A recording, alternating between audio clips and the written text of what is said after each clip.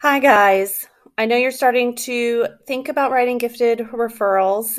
Your application due date has been pushed back a little bit. I want to start off with that good news. They're not due until later, mid-April, so we have lots of time, but I know you might be starting to think about it, and it does help to go ahead and get started so that you see if you have any gaps anywhere and you can really look for things for those kids. So I kind of wanted to walk through a little bit of the thinking process that I used this morning to work on some of Miss Harmon's. And then you can explore some of these strategies. So, like I looked at Naya's notes, everything here in the black were just the anecdotals that we took. So, like for Z was zapped, that she understood and applied the pattern, and she made her own example. The black part is just right directly from those lessons. And then I went through a couple resources, and I'm going to share these links with you. One of them is called go up to the top, The Varied Faces of Gifted and Talented Students. This is kind of helpful because it also gives you the ways that you might see gifted students from poverty, show some of these characteristics, English language learners, or even some of our twice exceptional kids. So you'll see a little bit of the different ways some of these characteristics will come out. I also looked at some behaviors from young gifted children. It's a bulleted list of some great ways to describe them. This is another bulleted list of some great ways to describe kids. So you don't have to use all of these. These are just some resources for you. And then, of course, I went to the gifted benchmarks for kindergarten and first grade.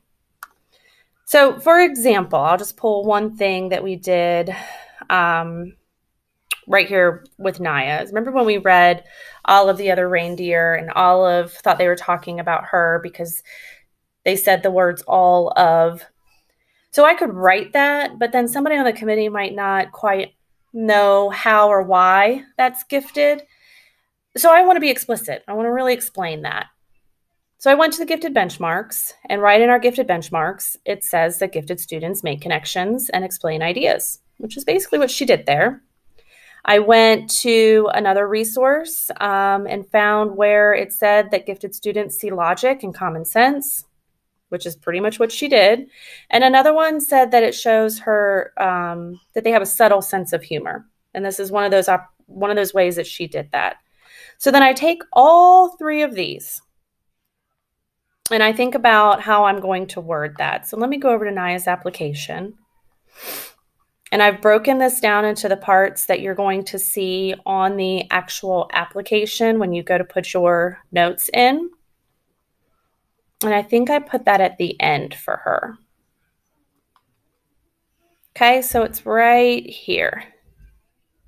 The student understood implied meaning, and I added that during one story, the character's name was Olive, and she thought she was a reindeer because she heard them say all of. And this student easily made the connection and explained, which was one of the characteristics I found. She saw logic and common sense and showed a subtle sense of humor. So you can see how I took that one little piece here in the black from where we did the lesson. I added the gifted characteristics that I found, and then I put it together in the narrative. If I look at another one, let's do another example. I have Ashanti. Do you remember when we did the Thanksgiving synectics and we were asking kids to compare Thanksgiving to lots of different things?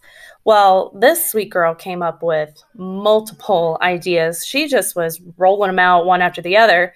So I, here in the black, this is all the different things that she said. I went back through, our gifted benchmarks. It say that they create analogies. So if I come in here, I think I could probably find that under thinking critically, they create analogies.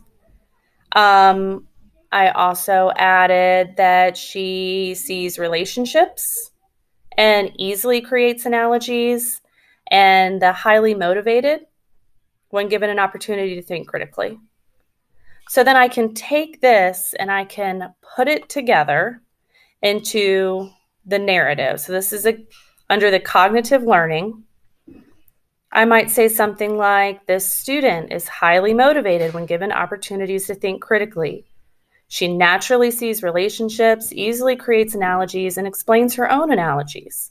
for example, and then just list off a couple of the examples. Now, I also want to say this would be quite a bit for the narrative, which is wonderful. However, these little boxes that they're going to give you in the application under each section, it only holds 250 characters. So, like for Ashanti with this example is going to be far more than 250 characters. So I might want to pick something else that I have that would be a little bit less. Like for Naya, when she was brainstorming ways to fix Santa's sleigh, I was able to do this in 250 characters or less. But she also came up with some great solutions for the 108th sheep that we did.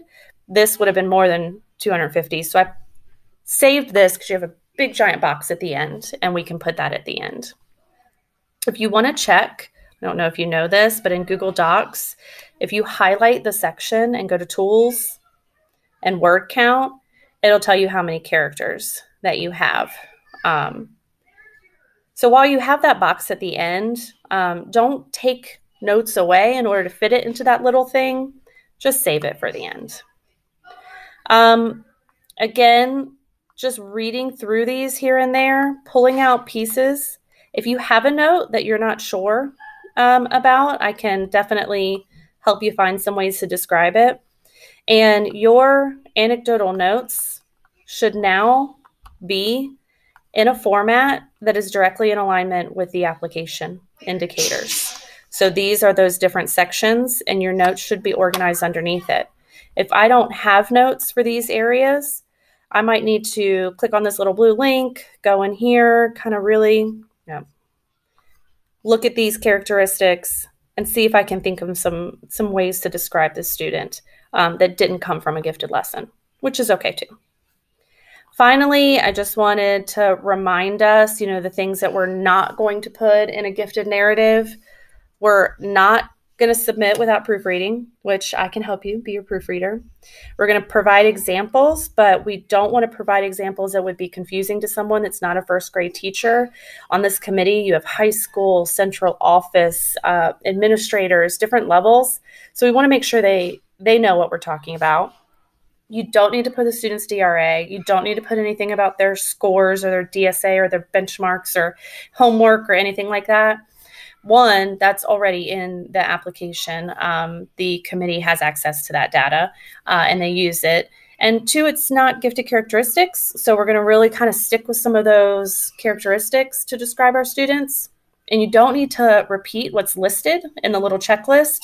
You mark it, they see that you mark it, and what they're looking for is for you to kind of expand upon that. I'm here to help. If you kind of want to get started or you want me to grab one of your students and work through a couple examples with you, I'm happy to do that too. We'll talk a little bit more later.